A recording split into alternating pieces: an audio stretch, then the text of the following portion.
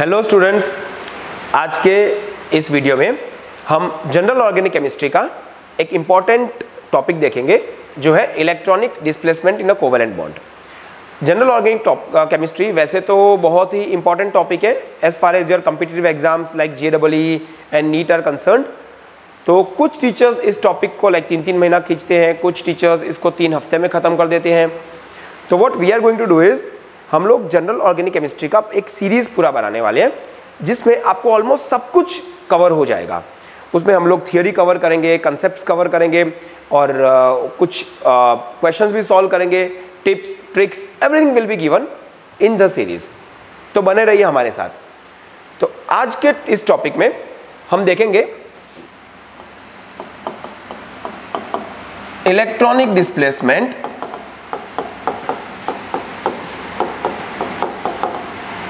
इन covalent bond. अब जब भी कभी कोवेलेंट बॉन्ड फॉर्म होती है तो उसके जो इलेक्ट्रॉन्स हैं वो डिस्प्लेस होने चाहिए। यही तो टॉपिक का नाम है, इलेक्ट्रॉनिक डिस्प्लेसमेंट। मतलब कोवेलेंट बॉन्ड के जो इलेक्ट्रॉन्स हैं वो डिस्प्लेस हो रहे हैं। अब वो डिस्प्लेस क्यों होंगे? तो जब ये इलेक्ट्रॉन्स किसी भी अदर स्पीशीज या रिएजेंट के कांटेक्ट में आएंगे तब वो डिस्प्लेस होंगे। तो इसको हम बोलते हैं electronic displacement in a covalent bond.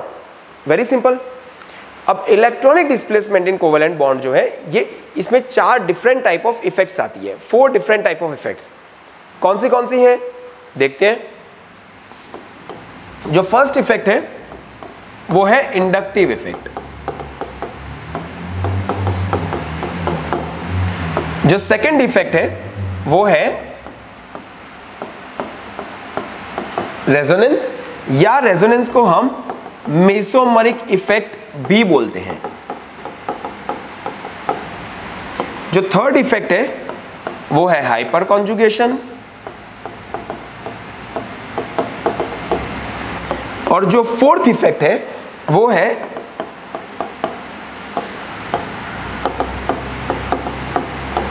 Electromeric effect. अब इन सब में ये जो हमने इफेक्ट्स देखी, इन सब में जो पहली 3 इफेक्ट्स हैं, the first 3 they are permanent effects.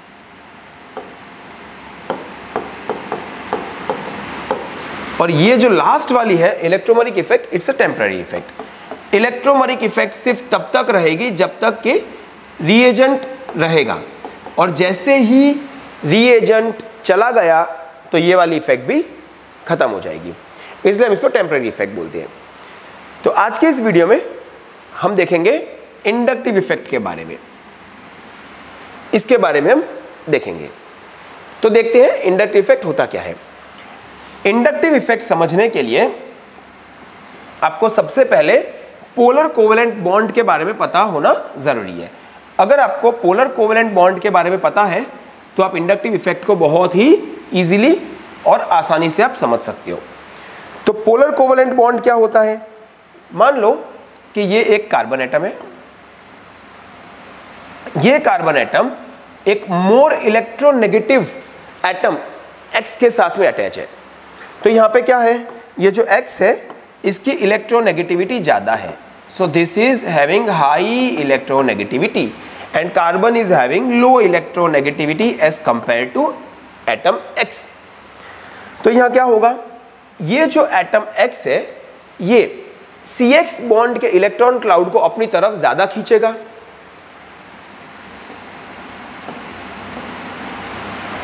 Right. इसकी वजह से क्या होगा कि X के ऊपर पार्शियल नेगेटिव चार्ज आएगा और कार्बन के ऊपर पार्शियल पॉजिटिव चार्ज आएगा, राइट। पार्शियल नेगेटिव चार्ज को मैं माइनस डेल्टा या माइनस डेल से रिप्रेजेंट करूंगा और पार्शियल पॉजिटिव चार्ज को मैं प्लस डेल्टा या प्लस डेल से मैं रिप्रेजेंट करूंगा। अब ये जो बॉन्ड है, ये कोवेलेंट बॉन्ड को हम बोलेंगे polar covalent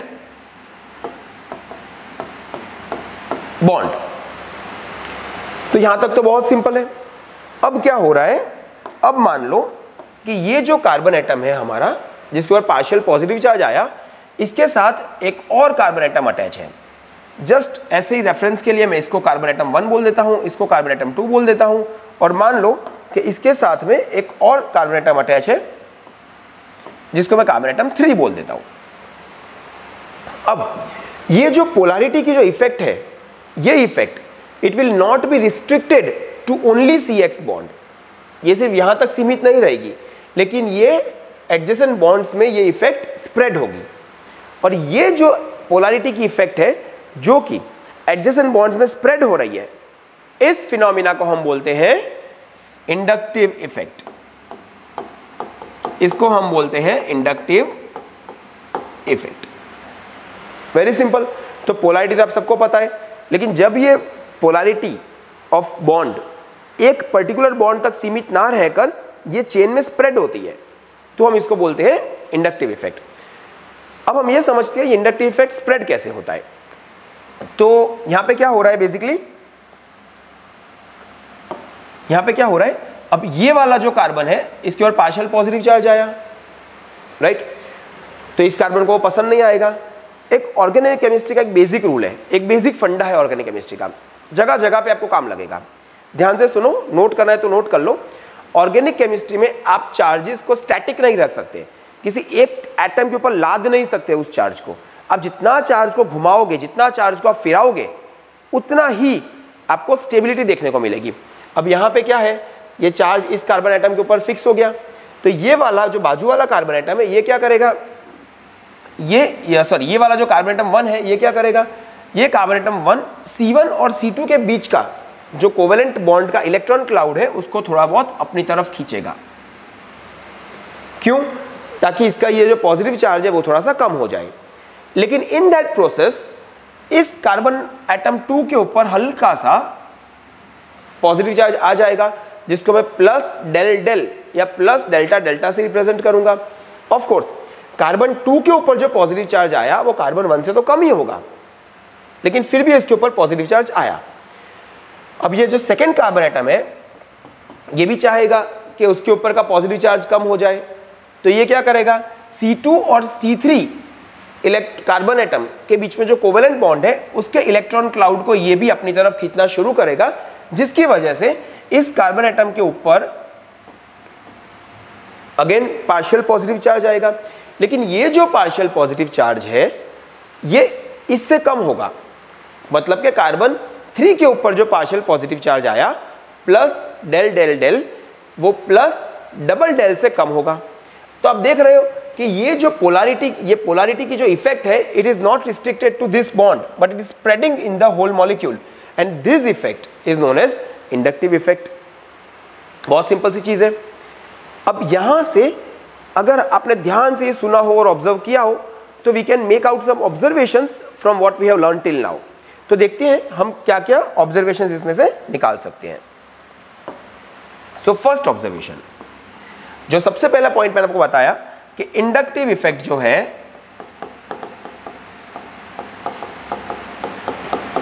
is a permanent effect.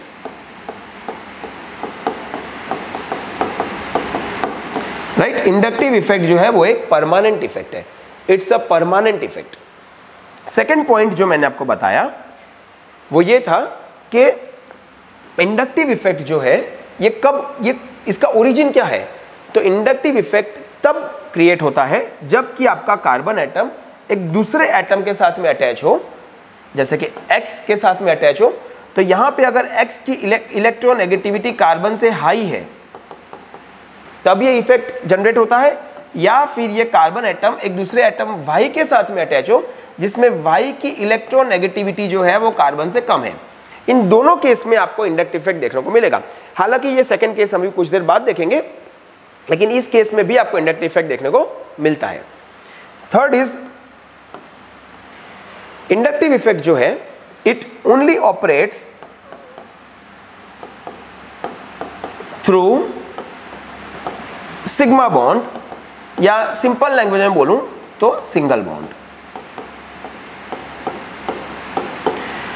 Inductive effect को ऑपरेट करने के लिए सिग्मा बॉन्ड या सिंगल बॉन्ड चाहिए। अगर पाई बॉन्ड है तो इंडक्टिव इफेक्ट ऑपरेट नहीं करेगा। स्टूडेंट्स, नोट दिस पॉइंट कि inductive effect does not operate through pi bond, right. वो हम देखेंगे पाई बॉन्ड में क्या होता है, वो हम बाद में देखेंगे, रेजोनेंस में देखेंगे वो हम। लेकिन इंडक्टिव इफेक्ट आपका सिर्फ और सिर्फ सिग्मा बॉन्ड से ही ऑपरेट करेगा, सिंगल बॉन्ड से ही ऑपरेट करेगा। आप देख सकते हो यहाँ पे थ्रू आउट, यहाँ भी सिंगल बॉन्ड है, यहाँ भी सिंगल बॉन्ड है और यहाँ भी सिंगल बॉन्ड है। तो inductive effect only operate through sigma bond या सिंगल बॉन्ड। फोर्थ पॉइंट हम देखेंगे कि inductive effect it decreases with an increase in distance. देखो जैसे जैसे डिस्टेंस बढ़ेगा वैसे वैसे इंडक्टिव इफेक्ट कम होगा। आप खुद बताइए सबसे ज्यादा पोलैरिटी यहाँ पे है कि नहीं?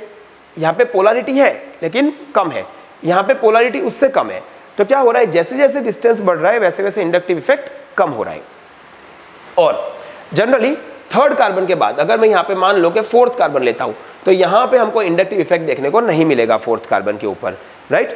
सो inductive effect it decreases with an increase in distance and it vanishes या disappears after C3।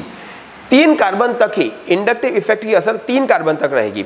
Fourth carbon onwards inductive effect जो है वो नेग्लिजिबल हो जाता है, इसलिए हम उसको इग्नोर कर देते हैं। अब इंडक्टिव इफेक्ट जो होता है, इंडक्टिव इफेक्ट 2 तरह का हो सकता है। Inductive effect is of 2 types. एक होता है -I इफेक्ट और एक होता है +I इफेक्ट। अब -I इफेक्ट कब होगा समझते हैं, बहुत इजी है। जैसे कि ये कार्बन चेन है और ये वाला जो कार्बन है ये एक एटम X के साथ में अटैच है और ये एटम X की जो इलेक्ट्रोनेगेटिविटी है वो हाई है, it is having higher electronegativity as compare to carbon.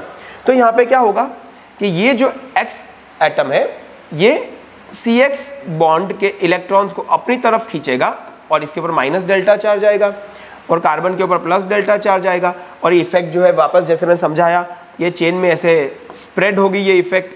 या ये जो X है ये X है because it is withdrawing the electron, ये खींच रहा है CX बॉन्ड के इलेक्ट्रॉन्स को खींच रहा है, विड्रॉ कर रहा है, इसलिए X को हम बोलेंगे electron withdrawing group, electron withdrawing group या EWG। और इस तरह के इफेक्ट को हम बोलेंगे -I इफेक्ट। यहां पे क्या हो रहा है, कार्बन इलेक्ट्रॉन दे रहा है और X एटम जो है वो इलेक्ट्रॉन ले रहा है, राइट। तो इसको हम बोलेंगे -I इफेक्ट।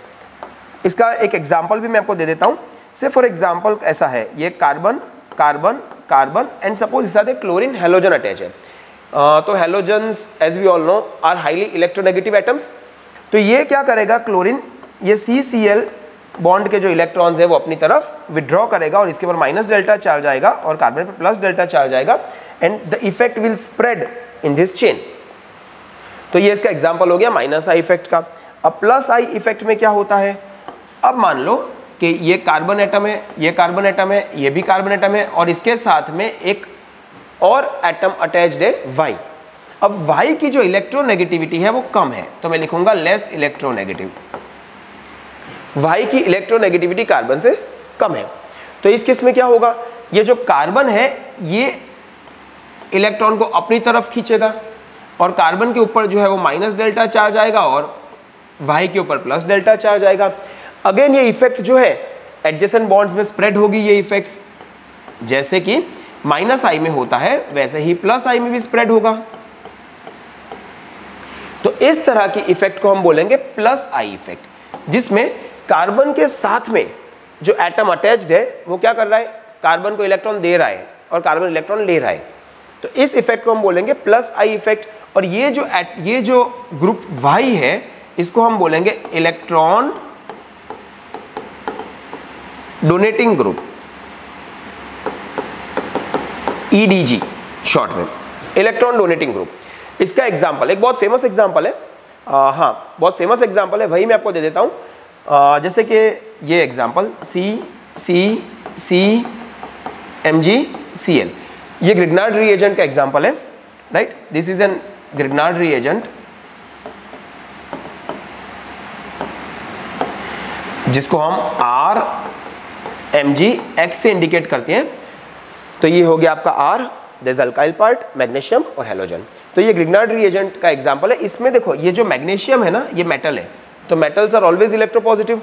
तो यहाँ क्या होगा, ये मैग्नीशियम इज इलेक्ट्रोपॉजिटिव, इसलिए what it does, it will give the electron to carbon atom, so this will attain a positive charge whereas carbon atom will attain a negative charge.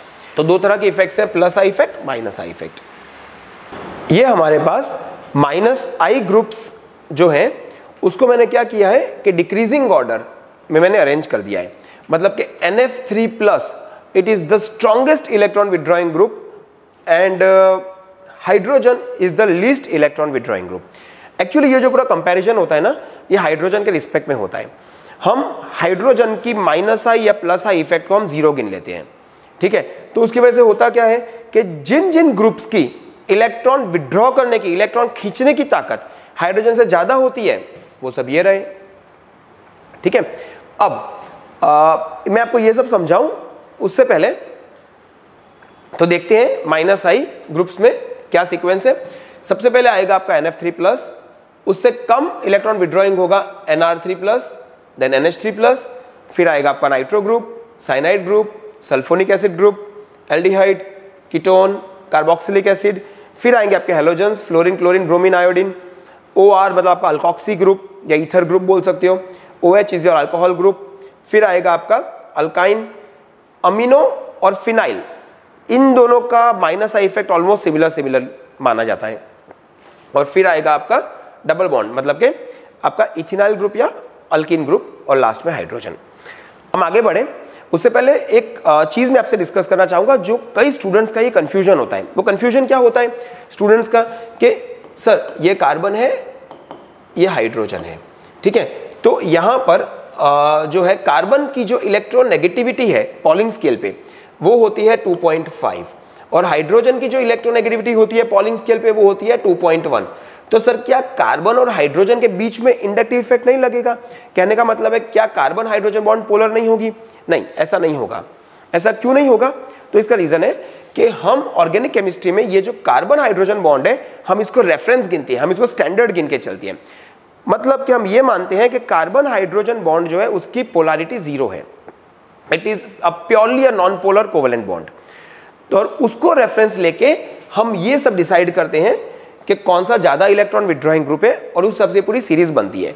तो बच्चों याद रखो कि कार्बन हाइड्रोजन जो bond है उसकी polarity कभी भी नहीं होगी, क्योंकि उसको हम एज अ स्टैंडर्ड गिनते हैं, एज अ रेफरेंस गिनते हैं, उसकी पोलैरिटी हम 0 लेते हैं। तो ये कभी भी पोलर नहीं होगी ये बॉन्ड। एक और चीज कि इसीलिए ही जब अल्केन्स, आप देखो अल्केन्स में हमेशा जो है वो होमोलाइटिक फिशन ही होता है, या CH बॉन्ड का हमेशा होमोलाइटिक फिशन होता है, हमको फ्री रेडिकल्स मिलती है। उसका रीजन ये है कि because CH bond is considered as non polar in organic chemistry. अब अगर आप ध्यान से इसको एनालाइज करो तो जो फर्स्ट ये जो पहला वाला है, ये वाला है, इसको तो चलो बहुत इजी हो गया सर। हाँ, बिकॉज ये क्या है, देखो नाइट्रोजन है, नाइट्रोजन के साथ में 3 फ्लोरीन अटैच है और नाइट्रोजन के ऊपर पॉजिटिव चार्ज है। Fluorine is a highly electronegative group. Fluorine जो है वो बहुत ही ज्यादा इलेक्ट्रोनेगेटिव ग्रुप है, इसलिए फ्लोरीन क्या करेगा कि यहां से इलेक्ट्रॉन खींचेगा, फ्लोरीन यहां से भी इलेक्ट्रॉन खींचेगा, फ्लोरीन यहां से इलेक्ट्रॉन खींचेगा, राइट। तो ऑलरेडी नाइट्रोजन के ऊपर प्लस चार्ज है, ऊपर से फ्लोरीन इलेक्ट्रॉन खींच रहा है तो प्लस चार्ज को ज्यादा इंटेंसिफाई कर रहा है। नाइट्रोजन का साइज बहुत छोटा है, उसके साथ में आपने 3 पावरफुल इलेक्ट्रॉन विड्रॉइंग ग्रुप लगा दिए जो कि नाइट्रोजन पास से स्ट्रांगली इलेक्ट्रॉन अपनी तरफ खींच रहे हैं, प्लस नाइट्रोजन पे पहले से पॉजिटिव चार्ज है। तो इस वजह से ये हाईली इसका जो कंपाउंड होगा वो हाईली अनस्टेबल बनेगा। तो ये क्या करेगा, इसके बाजू में जो एडजेसेंट कार्बन होगा ये इमीडिएटली फुल ताकत लगा के उससे इलेक्ट्रॉन खींचने शुरू कर देगा, and hence it is the most powerful minus I group. तो बहुत ईजी है, NF3+ is the most powerful minus I group. अब जो स्टूडेंट्स को कंफ्यूजन होती है वो यहां पे होती है। इस पार्ट को समझने में स्टूडेंट्स को काफी कंफ्यूजन होती है। क्या कंफ्यूजन होती है? I will tell you. जो NR3+ ग्रुप है, मतलब के ये नाइट्रोजन है, उसके साथ में आपने 3 अल्काइल ग्रुप्स लगा दिए, ठीक है, ऑलरेडी प्लस चार्ज है। और ये जो दूसरा है नाइट्रोजन से आपने 3 हाइड्रोजन लगा दिए,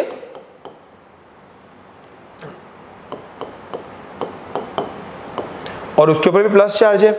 अब देखो यहां दिक्कत कहां आती है, प्रॉब्लम कहां आती है। होता क्या है कि अब आप ये सोचोगे कि सर ये अल्काइल ग्रुप्स, तो alkyl groups are always electron donating groups, वो हम भी कुछ देर बाद अभी हम देखेंगे। अभी आप मान लो कि alkyl groups are electron donating groups, तो अल्काइल ग्रुप क्या कर रहा है, इलेक्ट्रॉन डोनेट कर रहा है। ये देखो ये भी इलेक्ट्रॉन डोनेट कर रहा है, ये भी इलेक्ट्रॉन डोनेट कर रहा है। तो अल्टीमेटली अगर तीनों साइड से इलेक्ट्रॉन डोनेट हो रहे हैं तो नाइट्रोजन के ऊपर का जो पॉजिटिव चार्ज है वो कम हो जाएगा, very as simple as that. तो अगर ये कम हो जाएगा तो ये कार्बन से इतना स्ट्रांगली इलेक्ट्रॉन नहीं खींचना चाहिए, राइट। अब हम आते हैं NH3+ पे। NH3+ में क्या हो रहा है, अभी हाइड्रोजन को तो हम रेफरेंस लेते हैं, हाइड्रोजन का जो -I इफेक्ट है वो सबसे कम है, तो ये हाइड्रोजन कुछ नहीं करेगा। अब यहाँ पे इसका मतलब कि यहाँ पे ये जो पॉजिटिव चार्ज आप देख रहे हो ये तो एकदम इंटेंस पॉजिटिव चार्ज है, तो ये ज्यादा स्ट्रांगली इलेक्ट्रॉन पुल करना चाहिए एडजेसेंट कार्बन से। लेकिन हम जो सोच रहे हैं सीक्वेंस एग्जैक्टली उससे उल्टा है। देखिए सीक्वेंस एग्जैक्टली उल्टा है हम जो सोच रहे हैं उससे। Nr3+ is much more powerful -I या electron withdrawing group as compare to NH3+। अब ऐसा होता क्यों है इसको समझते हैं। इसका रीजन ये है कि ये जो अल्काइल ग्रुप्स आप देख रहे हो, सी ये जो अल्काइल ग्रुप्स आप देख रहे हो ये ग्रुप्स बल्की होते हैं। बल्की बोले तो सिंपल लैंग्वेज में ये काफी बड़े बड़े ग्रुप्स होते हैं। अब बड़े बड़े ग्रुप्स अगर ये होंगे तो इनको जगह भी ज्यादा चाहिए, स्पेस भी ज्यादा चाहिए। अब इतनी स्पेस में, इतनी छोटी सी स्पेस में अगर आप 3 बड़े बड़े अल्काइल ग्रुप रखोगे तो उनके बीच में क्या होगा, रिपल्जन होगा। तो बल्कि ग्रुप्स आपने रख दिए बहुत सारे एक साथ, तो उसकी वजह से उसमें क्या होगा, उसमें रिपल्जन क्रिएट होगा, राइट। अब इसमें रिपल्जन, इन ग्रुप्स के बीच में रिपल्जन क्रिएट होने की वजह से क्या होगा, ये ग्रुप्स एक दूसरे से जितना दूर हो सके उतना दूर रहेंगे। This is according to VSEPR principle, कि अगर आप बल्कि ग्रुप्स को स्पेस में एक साथ रखने की कोशिश करो तो क्या होता है कि they tend to remain away from each other as much as possible. तो उसकी वजह से क्या होगा, रिपल्जन लगने की वजह से इनके बीच का जो बॉन्ड एंगल है वो बढ़ जाएगा, बॉन्ड एंगल बढ़ेगा। बॉन्ड एंगल बढ़ने की वजह से जो है, बॉन्ड एंगल बढ़ने की वजह से जो नाइट्रोजन का S कैरेक्टर है वो भी बढ़ जाएगा। अब आप सोच रहे होंगे सर बॉन्ड एंगल बढ़ने से S कैरेक्टर कैसे बढ़ रहा है, बहुत इजी है।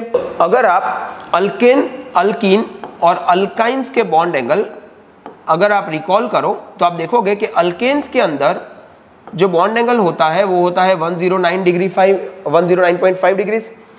अल्कीन्स के अंदर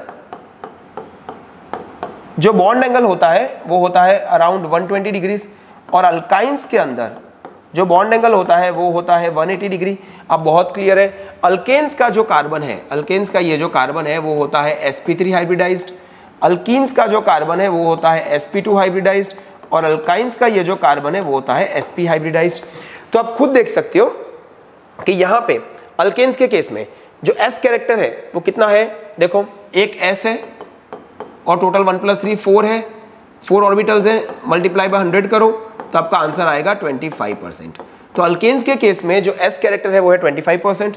अल्कीन्स की अगर हम बात करें तो sp2 है, तो S1 1 + 2 total orbitals 3 multiply by 100, आपका आंसर आएगा 33.33%। और सिमिलरली यहाँ पे sp हाइब्रिडाइजेशन है, S1 है, टोटल ऑर्बिटल्स 2 है, मल्टीप्लाई बाय 100 करो तो आपका आंसर आएगा 50%। इसका मतलब कि अल्केन्स जो है उसमें S कैरेक्टर है 25%, अल्कीन्स में है 33.33% और अल्काइंस में है 50%। और जैसे अब हम सब जानते हैं कि जैसे हमारा S कैरेक्टर बढ़ता है वैसे इलेक्ट्रोनेगेटिविटी बढ़ती है। तो यहाँ पे बेसिकली क्या हो रहा है कि आप देखो बॉन्ड एंगल बढ़ रहा है, ठीक है, यहाँ हम अल्केन से अल्काइन के ऊपर आ रहे हैं तो हमारा बॉन्ड एंगल बढ़ रहा है, बॉन्ड एंगल बढ़ रहा है इसलिए S कैरेक्टर बढ़ रहा है। तो यहाँ भी अगर बॉन्ड एंगल बढ़ेगा तो नाइट्रोजन का S कैरेक्टर बढ़ेगा, और S कैरेक्टर बढ़ेगा तो सीधी सी बात है कि सर जो इलेक्ट्रोनेगेटिविटी है वो भी बढ़ जाएगी। तो इस वजह से क्या होगा, एस कैरेक्टर बढ़ने के कारण नाइट्रोजन की जो इलेक्ट्रोनेगेटिविटी है वो काफ़ी बढ़ जाएगी, वो काफ़ी बढ़ जाएगी। वो इतनी बढ़ जाएगी कि वो फुल ताकत लगा के, फुल जोश से ये जो एडजेसेंट कार्बन एटम है उसके इलेक्ट्रॉन्स अपनी तरफ खींचने की कोशिश करेगा। और इस वजह से ये जो है Nr3+, ये एक स्ट्रॉन्गर इलेक्ट्रॉन विड्रॉइंग ग्रुप है एज कंपेयर टू NH3+।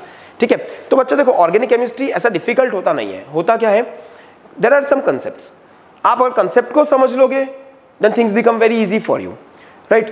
तो ये कंसेप्ट हो गया हमारा कि why Nr3+ is a stronger -I group as compare to NH3+।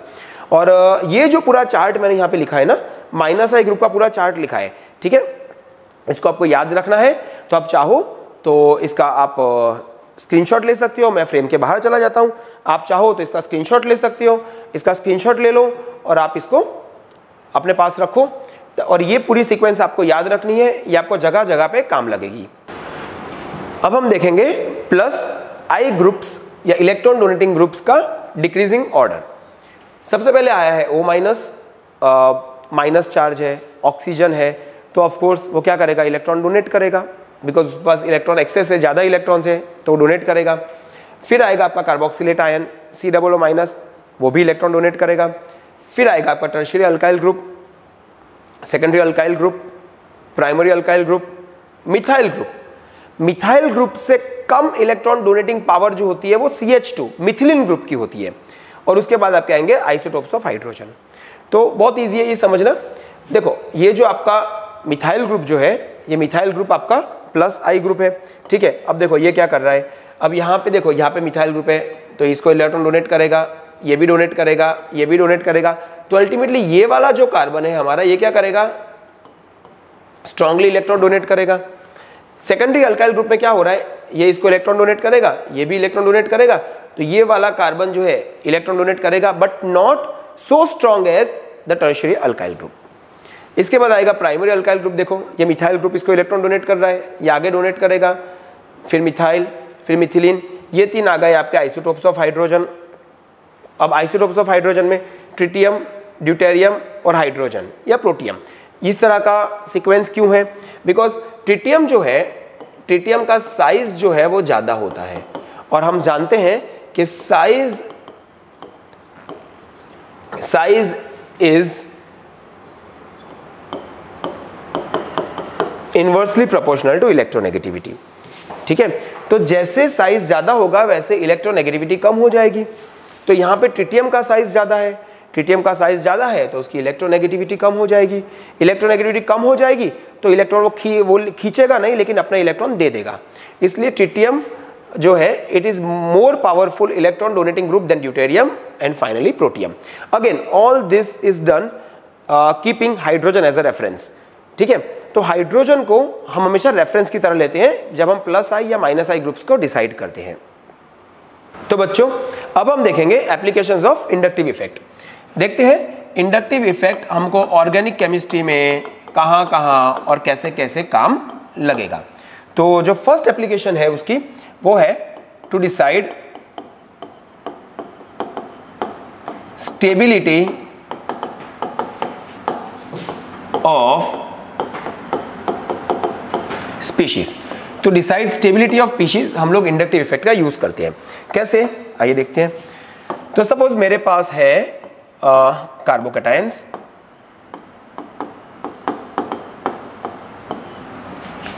ये मेरे पास है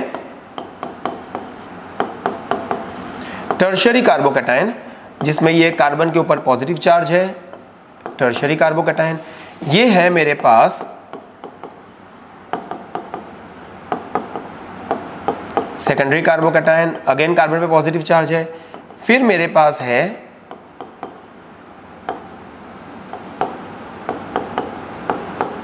प्राइमरी कार्बोकैटायन और लास्ट में है मिथाइल कार्बोकैटायन। कार्बोकैटायन है इसलिए कार्बन के ऊपर प्लस चार्ज रहेगा, ठीक है।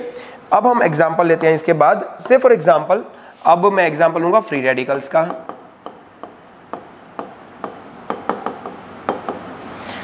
मेरे पास में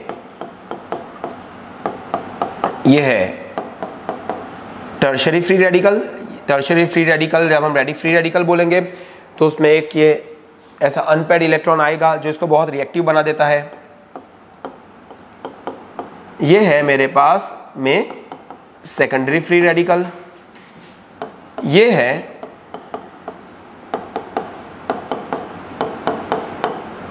प्राइमरी फ्री रेडिकल और ये है मिथाइल फ्री रेडिकल। और एक और हम जो एग्जांपल लेंगे, हम लेंगे अब कार्ब एनाइंस का एग्जांपल लेंगे। सो से फॉर एग्जांपल हमारे पास अब हम लेंगे कार्ब एनाइंस। कार्ब एनाइंस में मेरे पास है ये टर्शियरी कार्बेनाइन है, इसलिए कार्बन के ऊपर नेगेटिव चार्ज आएगा। ये है मेरे पास सेकेंडरी कार्बेनाइन, फिर है मेरे पास प्राइमरी कार्बेनाइन और लास्ट में है मिथाइल कार्बेनाइन। अब मुझे ये कार्बोकैटायंस, फ्री रेडिकल्स और कार्ब एनाइंस की अगर स्टेबिलिटी पता लगानी है तो मैं इंडक्टिव इफेक्ट से पता लगा सकूंगा। कैसे पता लगाऊंगा देखते हैं। अब ये कार्ब कैटायन है, ठीक है। अब यहाँ पे पॉजिटिव चार्ज है, ये जो कार्बन आप देख रहे हो इसके ऊपर पॉजिटिव चार्ज है, ठीक है। ऑर्गेनिक केमिस्ट्री का बेसिक रूल क्या है, हमको चार्ज को घुमाते रहना है। आप चार्ज को जितना एक एटम के ऊपर लादोगे या जबरदस्ती उसको एक एटम के ऊपर डालोगे उतनी ही इनस्टेबिलिटी बढ़ जाएगी। तो हमको क्या करना है, ये जो मिथाइल ग्रुप है ये अपने इलेक्ट्रॉन्स इधर डोनेट करेगा बाय प्लस आई इफेक्ट, ये भी करेगा, ये भी करेगा। तो अल्टीमेटली क्या हो रहा है, इसका जो पॉजिटिव चार्ज है वो कम हो रहा है। इस केस में अगेन जो अल्काइल ग्रुप से वो अपने इलेक्ट्रॉन C+ को डोनेट करेंगे और पॉजिटिव चार्ज को कम करेंगे। यहां भी यही चीज होगी, लेकिन यहां पे तीनों दिशाओं से, तीनों डायरेक्शन से 3 मिथाइल ग्रुप्स अपना इलेक्ट्रॉन जो है वो C+ को दे रहे हैं, जिसकी वजह से उसका पॉजिटिव चार्ज काफी कम होगा, या ऐसा बोल सकते हैं चार्ज का डिस्ट्रीब्यूशन काफी ज्यादा होगा। तो इसकी स्टेबिलिटी सबसे ज्यादा होगी और स्टेबिलिटी ऑर्डर जो है वो कुछ ऐसा होगा in case of carb cations. Free radicals के केस में क्या होगा, अगेन ये मिथाइल ग्रुप है, ये अपना इलेक्ट्रॉन जो है ये इस कार्बन को दे देगा। तो तीनों मिथाइल ग्रुप अपना इलेक्ट्रॉन जो है कार्बन को देंगे, जिसकी वजह से ये जो सेंटर कार्बन है इसका octet it will start to get completed, right. मतलब ऑक्टेट कंप्लीट नहीं होगा लेकिन नियर टू कंप्लीशन जाएगा उसका ऑक्टेट, तो स्टेबिलिटी काफी बढ़ जाएगी। इस केस में जो है ऑक्टेट इतना ज्यादा नियर टू कंप्लीशन नहीं जाएगा जितना इस केस में जाएगा, तो ये कम स्टेबल होगा। सेम यहाँ पे जस्ट एक ही मिथाइल ग्रुप है तो अगेन ये कम स्टेबल होगा और लास्ट में आपका आएगा मिथाइल फ्री रेडिकल।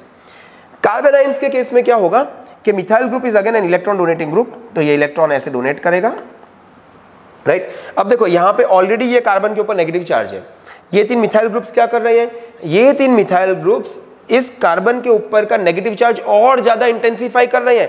पहले से वो नेगेटिव है, ठीक है, पहले से नेगेटिव है, अब आप उसका नेगेटिव चार्ज और बढ़ाओगे तो क्या होगा, इनस्टेबिलिटी बढ़ जाएगी उस केस में, राइट। इधर से 2 मिथाइल ग्रुप इलेक्ट्रॉन जो है वो डोनेट कर रहे हैं बाय प्लस आई ग्रुप, इधर से एक मिथाइल ग्रुप इलेक्ट्रॉन डोनेट कर रहा है। तो क्या होगा, जैसे हम यहाँ से यहाँ जा रहे हैं नेगेटिव चार्ज जो है कार्बन के ऊपर वो इंटेंसिफाई कम हो रहा है, तो इस वजह से क्या होगा, this will least stable and methyl कार्बेनाइन will be more stable. तो अब देखिए कार्बोकैटायन, फ्री रेडिकल्स या कार्बेनाइन की स्टेबिलिटी हम इंडक्टिव इफेक्ट से पता लगा सकते हैं। आपको स्क्रीनशॉट लेना है तो स्क्रीनशॉट ले लो। वैसे कार्बोकैटायंस, फ्री रेडिकल्स और कार्बेनाइंस के ऊपर मैं एक और अलग से वीडियो बनाऊंगा, बहुत ही ज़्यादा डिटेल में वीडियो बनाऊंगा, जिसमें कि सिर्फ इंडक्टिव नहीं लेकिन हाइपर कंजुगेशन, रेजोनेंस का यूज़ कर भी हम इन स्पीशीज़ की जो स्टेबिलिटी है वो हम डिसाइड करेंगे। लेकिन फिलहाल हम इंडक्टिव इफेक्ट पढ़ रहे हैं, तो अभी के लिए आपको इसका स्क्रीनशॉट लेना है तो आप ले सकते हो। सेकेंड एप्लीकेशन जो इंडक्टिव इफेक्ट का है वो है to decide acidity of carboxylic acids. ये आपका सेकेंड पॉइंट होगा। अब देखो कोई भी एसिड है, ठीक है। अब मान लो मुझे ना कुछ, I will give you some options, जैसे कि मेरे को एक दिया हुआ है फॉर्मिक एसिड, दूसरा मेरे पास है CH3, CH, CH3, COOH, तीसरा मेरे पास है एसिटिक एसिड, और जो चौथा है लेट मी टेक कुछ ऐसा CH2, Cl, COOH, ठीक है। अब मुझे 4 एसिड्स दिए हुए हैं और मुझे डिसाइड करना है कि किस कार्बोक्सिलिक एसिड की एसिडिटी सबसे ज़्यादा होगी इसमें से। तो देखते हैं। अब इससे पहले आपको कॉन्जुगेट एसिड बेस का कंसेप्ट थोड़ा सा पता होना चाहिए। अगर आपने ब्रॉन्स्टेड-लॉरी एसिड बेस थियरी पढ़ी है तो आपको पता होगा। जैसे कि हमारे पास ये एक एसिड है HA, राइट। ये जो HA है, जब हम इसको पानी में डालते हैं तो ये क्या होता है, it will dissociate और it will ionize giving you H3O plus aqueous and A minus aqueous, ठीक है। अगर ये एसिड है तो ये होगा उसका कॉन्जुगेट बेस, ये होगा उसका कॉन्जुगेट बेस, ठीक है। अब देखो, अगर ये कॉन्जुगेट बेस जो बन रहा है ये A माइनस, अगर ये कॉन्जुगेट बेस स्टेबल है, अगर ये कॉन्जुगेट बेस स्टेबल है तो डेफिनेटली वो H प्लस साथ कंबाइन होकर आपको रिवर्स रिएक्शन नहीं देगा, एज सिंपल एज दैट। लेकिन अगर ये स्टेबल नहीं है, अगर ये स्टेबल नहीं है तो ये स्टेबिलिटी की तरफ जाना पसंद करेगा, तो ये इमीडिएटली आपका H3O प्लस के साथ में कंबाइन होगा और आपको वापस से फिर से HA दे देगा, राइट। तो अब ये जो एसिड है, ये जो एसिड है HA, ये कितना डिसोसिएट हो रहा है, या उसका परसेंटेज डिसोसिएशन कितना है, या उसका डिग्री ऑफ डिसोसिएशन कितना है, वो डिपेंड करेगा स्टेबिलिटी ऑफ कॉन्जुगेट बेस के ऊपर। समझ में आ गया? बहुत इजी है। अगर कॉन्जुगेट बेस स्टेबल है तो वो रिवर्स रिएक्शन नहीं देगा या कम देगा। अगर कॉन्जुगेट बेस अनस्टेबल है तो इमीडिएटली वो H प्लस साथ कंबाइन होकर आपको HA और वाटर दे देगा, राइट। तो यहाँ पे आपका एसिड कितना ज़्यादा स्ट्रॉन्ग है वो डिपेंड करेगा आपकी एसिड के डिग्री ऑफ डिसोसिएशन या डिग्री ऑफ आयोनाइजेशन के ऊपर, और वो डिपेंड करेगा कॉन्जुगेट बेस की स्टेबिलिटी के ऊपर, ठीक है। तो देखो मैंने क्या बोला, मैं यहाँ लिख देता हूँ। मैंने क्या बोला कि स्ट्रेंथ ऑफ एसिड जो है, स्ट्रेंथ ऑफ एसिड जो है वो किसके ऊपर डिपेंड करेगा, आपके डिग्री ऑफ आयोनाइजेशन के ऊपर डिपेंड करेगा। और ये किसके ऊपर डिपेंड करेगा, स्टेबिलिटी ऑफ कॉन्जुगेट बेस के ऊपर डिपेंड करेगा। बच्चों लिख लो, ये लिख लो, इट्स वेरी इंपॉर्टेंट, ठीक है। तो अब हम क्या करेंगे, इन सभी ये जो कार्बोक्सिलिक एसिड्स बने या बनाए हैं उन सबके हम कॉन्जुगेट बेस बनाने की कोशिश करेंगे। तो कॉन्जुगेट बेस कैसे बनेगा, इसका कॉन्जुगेट बेस बनेगा H COO माइनस, राइट। इसका आपको क्या करना है, कुछ नहीं, बस ये हाइड्रोजन निकाल देना है, खत्म। अब हाइड्रोजन निकाल दो, वो कॉन्जुगेट बेस बन जाएगा, ठीक है। तो इसका कॉन्जुगेट बेस कैसे बनेगा, CH3 CH COO minus CH3। इसका कॉन्जुगेट बेस कैसे बनेगा, CH3 COO माइनस। मैं कुछ नहीं कर रहा हूं, I am just removing the hydrogen of carboxylic acids, ठीक है। तो ये कॉन्जुगेट बेस बन गए। अब हाइड्रोजन का तो इलेक्ट्रॉन डोनेटिंग और इलेक्ट्रॉन विड्रॉइंग दोनों ही हम 0 गिनते हैं, तो इसको तो आपको गिनने की जरूरत नहीं है। अब यहाँ पे आप देखो, ये क्या है, मिथाइल ग्रुप है आपका, इलेक्ट्रॉन डोनेटिंग ग्रुप। ये भी मिथाइल ग्रुप है, इलेक्ट्रॉन डोनेटिंग ग्रुप। अल्टीमेटली ये दोनों मिलकर इसको इलेक्ट्रॉन देंगे। ये ऑलरेडी नेगेटिवली चार्ज है, ऑलरेडी नेगेटिव चार्ज है, तो क्या होगा, इसका जो नेगेटिव चार्ज है वो इंटेंसिफाई होगा। इसका मतलब इसकी स्टेबिलिटी कम हो जाएगी। ये पहले से अनस्टेबल है, ऊपर से ये क्या हो रहा है, ये मिथाइल और ये मिथाइल अपने इलेक्ट्रॉन्स को COO माइनस की तरफ देकर उसका नेगेटिव चार्ज इंटेंसिफाई कर रहे हैं और अल्टीमेटली उसकी स्टेबिलिटी कम कर रहे हैं। तो कॉन्जुगेट बेस अगर कम स्टेबल होगा तो आपका एसिड भी वीक होगा। अब यहाँ पे देखो, यहाँ पे मिथाइल ग्रुप है, अगेन मिथाइल ग्रुप इसकी तरफ इलेक्ट्रॉन डोनेट करेगा और इसका ये जो नेगेटिव चार्ज है इंटेंसिफाई करेगा। इसके जितना नहीं करेगा, बिकॉज यहाँ पे 2 मिथाइल ग्रुप्स है, यहाँ पे एक ही है, बट स्टिल करेगा। अब यहाँ पे आप देखो क्लोरीन है, chlorine is a powerful -I group, तो ये क्या करेगा, इलेक्ट्रॉन ले लेगा, ठीक है। ये यहाँ से इलेक्ट्रॉन लेगा, ये यहाँ से इलेक्ट्रॉन लेगा, तो अल्टीमेटली क्या होगा, आपका ये जो COO माइनस का जो नेगेटिव चार्ज है वो कम हो जाएगा। अब कम हो जाएगा तो इसकी स्टेबिलिटी बढ़ जाएगी। तो आप मुझे खुद बताओ, सबसे ज़्यादा स्टेबल कौन सा होगा, डी जो है, ये डी आपका सबसे ज़्यादा एसिडिक होगा, उसके बाद ए आएगा, उसके बाद आपका सी आएगा, और लीस्ट एसिडिक जो होगा वो बी होगा। तो यहाँ पे ये इसका एसिडिक ऑर्डर होगा। अब हम सेकंड एग्जांपल सॉल्व करते हैं। अगेन आपको अगर स्ट्रेंथ ऑफ कार्बोक्सिलिक एसिड अगर डिसाइड करना है तो जैसा मैंने बताया आपको क्या करना है, उसका कॉन्जुगेट बेस बनाना है। और कॉन्जुगेट बेस आप कैसे बनाओगे? कॉन्जुगेट बेस आप बनाओगे कार्बोक्सिलिक एसिड के एसिडिक हाइड्रोजन को रिमूव करके, एज सिंपल एज दैट। बस इतना ही तो करना है।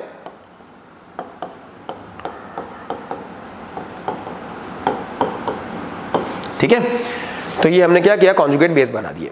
अब देखो यहाँ पे ये जो क्लोरीन है, chlorine is a powerful -I group, तो वो इलेक्ट्रॉन विड्रॉ करेगा। यहाँ भी ये क्लोरीन इलेक्ट्रॉन विड्रॉ करेगा, राइट। तो इलेक्ट्रॉन विड्रॉ करने की वजह से कार्बोक्सिलेट COO के ऊपर ये जो माइनस चार्ज है उसकी इंटेंसिटी भी कम होगी, तो स्टेबिलिटी बढ़ जाएगी। ये क्लोरीन भी वही चीज़ करेगा और ब्रोमीन भी वही चीज़ करेगा। तो देखो यहाँ आपको सभी -I ग्रुप्स दिए हुए हैं, राइट। तो अब हम कैसे डिसाइड करेंगे इसकी ऑर्डर ऑफ एसिडिटी? तो देखो यहाँ पे अगर मैं इस कार्बन को 1 नंबर दे दूं तो यहाँ फर्स्ट कार्बन पे आप देखिए 2 क्लोरीन एटम्स अटैच है जो कि पावरफुल -I ग्रुप है, तो उसकी वजह से क्या होगा, ये जो है सबसे ज़्यादा स्टेबल हो जाएगा। फिर उसके बाद ये आएगा, बिकॉज यहाँ पे फर्स्ट कार्बन एटम के ऊपर क्लोरीन डायरेक्टली अटैच्ड है, तो उसके बाद ए आएगा। अब इन दोनों में से, राइट, सी और डी में से जो क्लोरीन है वो एक स्ट्रॉन्ग -I ग्रुप है। जो क्लोरीन है वो स्ट्रॉन्ग -I ग्रुप है एज कंपेयर टू ब्रोमीन, इसलिए उसके बाद जो है सी आएगा। और ब्रोमीन भी -I ग्रुप ही है, but it is less electron withdrawing than chlorine, इसलिए लास्ट में आपका डी आएगा। तो यहाँ पे एसिडिक ऑर्डर कुछ ऐसा होगा। तो इस तरह से इंडक्टिव इफेक्ट से आप कार्बोक्सिलिक एसिड्स की जो एसिडिटी ऑर्डर है वो आप डिटरमाइन कर सकते हो। एप्लीकेशन जो इंडक्टिव इफेक्ट का है वो है to decide the acidity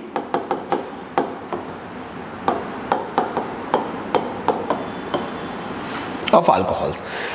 generally acidic order of alcohols कुछ ऐसा होता है, जो मिथेनॉल है CH3OH उसका एसिडिटी होता है पानी से ज़्यादा, वाटर से थोड़ा सा स्लाइटली ज़्यादा होता है, और रेस्ट ऑफ द अल्कोहल्स उसका एसिडिटी वाटर से कम होता है, राइट। तो ये बहुत सिंपल चीज़ है, समझ में आ रही है।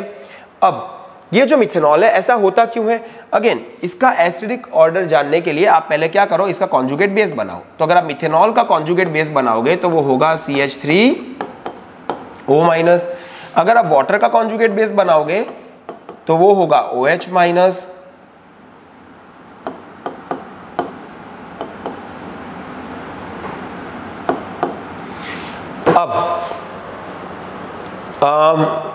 अब जनरली स्टूडेंट्स क्या सोचते हैं पहले हम वो देखते हैं। स्टूडेंट्स थिंक लाइक दिस कि यहाँ पे मिथाइल ग्रुप +I ग्रुप है, इसलिए वो क्या करेंगे, इलेक्ट्रॉन ऑक्सीजन की तरफ डोनेट करेंगे, जबकि हाइड्रोजन तो हम रेफरेंस की तरह लेते हैं, तो हाइड्रोजन तो कुछ करेगा नहीं, राइट। तो यहाँ पे ऑलरेडी O के ऊपर माइनस चार्ज है। अगर O के ऊपर माइनस चार्ज है तो मिथाइल ग्रुप क्या कर रहा है, उसके माइनस चार्ज को इंटेंसिफाई कर रहा है, जिसकी वजह से इसकी स्टेबिलिटी कम हो रही है, ठीक है, जिसकी वजह से इसकी स्टेबिलिटी जो है वो कम हो रही है, ओके। और OH- की स्टेबिलिटी ज़्यादा है। अगर OH- की स्टेबिलिटी ज़्यादा है तो water should be a stronger acid as compare to methanol, लेकिन एक्सपेरिमेंटली या प्रैक्टिकली ये देखा गया है कि methanol is a stronger acid than water. तो आइए थोड़ा सा इसमें कंसेप्चुअल चीज़ें उसको थोड़ा समझते हैं कि ऐसा होता क्यों है। अब यहाँ पे क्या हो रहा है, आपका ये जो CH3O है CH3O- और यहाँ पे है OH-। कार्बन की जो इलेक्ट्रोनेगेटिविटी है पॉलिंग स्केल पे वो होती है 2.5, और हाइड्रोजन की जो इलेक्ट्रोनेगेटिविटी है पॉलिंग स्केल पे वो होती है 2.1। तो कार्बन ज्यादा इलेक्ट्रोनेगेटिव है हाइड्रोजन से, इसलिए कार्बन क्या करेगा, because of more electronegativity carbon अपने इलेक्ट्रॉन्स ऑक्सीजन को पूरी तरह से नहीं दे पाएगा, जबकि हाइड्रोजन की इलेक्ट्रोनेगेटिविटी कम होने के कारण हाइड्रोजन जो है अपने इलेक्ट्रॉन्स जो है ऑक्सीजन को O- को इजीली दे देगा, और इस रीजन से ये जो मिथॉक्साइड आयन है CH3O- मिथॉक्साइड आयन है, ये आपकी ज्यादा स्टेबल होगी एज कंपेयर टू OH-, और क्योंकि ये ज्यादा स्टेबल होगी तो methanol will be a stronger acid as compare to water. तो ये भी हम इंडक्टिव इफेक्ट के बेसिस पे डिसाइड कर सकते हैं। The fourth application of inductive effect is to decide basicity of amines. अब इसको थोड़ा समझते हैं ये कैसे करते हैं। तो से फॉर एग्जांपल हमारे पास अमाइन है,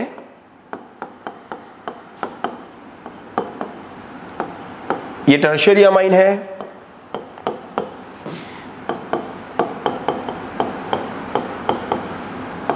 ये हमारे पास सेकेंडरी अमाइन है, ये हमारे पास प्राइमरी अमाइन है, और ये लास्ट में हमारे पास अमोनिया है। और हमको इसका बेसिसिटी ऑर्डर डिसाइड करना है। तो हम कैसे करेंगे?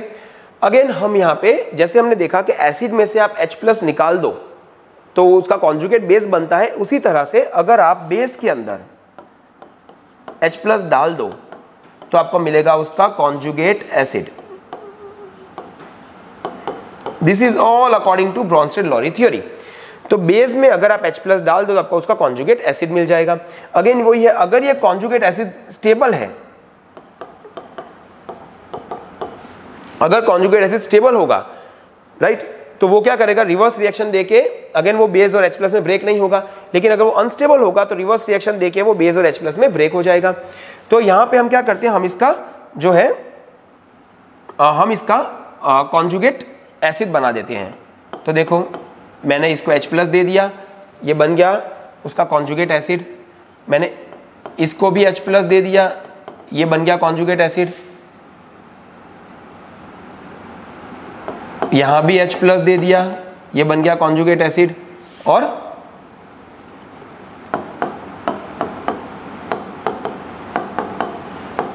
ये भी बन गया कॉन्जुगेट एसिड। अब बहुत सिंपल चीज़ है कि अल्काइल ग्रुप यहाँ पे इलेक्ट्रॉन डोनेट करेंगे, अल्काइल ग्रुप भी डोनेट करेंगे, because you know that all the alkyl groups are +I groups. ये भी अल्काइल ग्रुप इलेक्ट्रॉन डोनेट करेंगे, तो अल्टीमेटली इसके ऊपर का जो पॉजिटिव चार्ज है वो कम होगा, राइट। तो पॉजिटिव चार्ज कम होगा या चार्ज डिस्ट्रीब्यूट होगा तो अल्टीमेटली इसकी स्टेबिलिटी बढ़ जाएगी।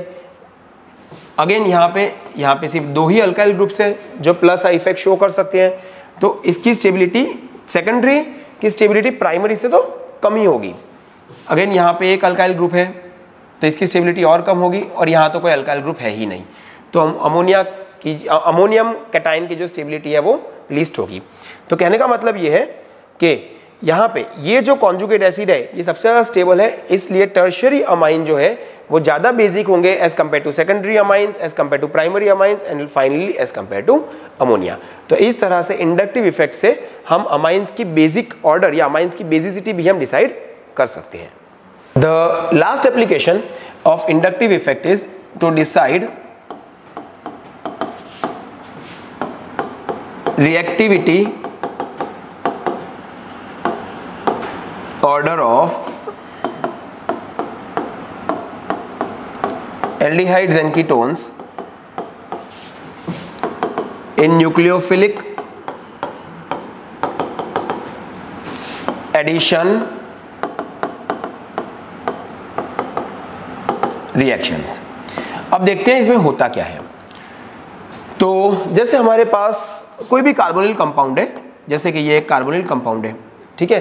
अब हम जानते हैं कि ऑक्सीजन की इलेक्ट्रोनेगेटिविटी जो है वो कार्बन से ज़्यादा होती है, इसलिए ऑक्सीजन क्या करेगा, ये जो पाई बॉन्ड के इलेक्ट्रॉन्स है वो अपनी तरफ ले लेगा, और अल्टीमेटली आपको कुछ ऐसा देखने को मिलेगा।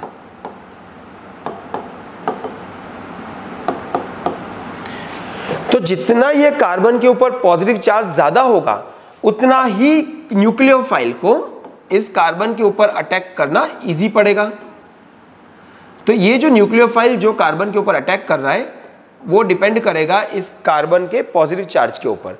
जितना ये पॉजिटिव चार्ज ज़्यादा होगा उतना ही ये न्यूक्लियोफाइल इजीली कार्बन के ऊपर अटैक कर सकेगा। तो अब देखो फॉर एग्जांपल हम ले लेते हैं,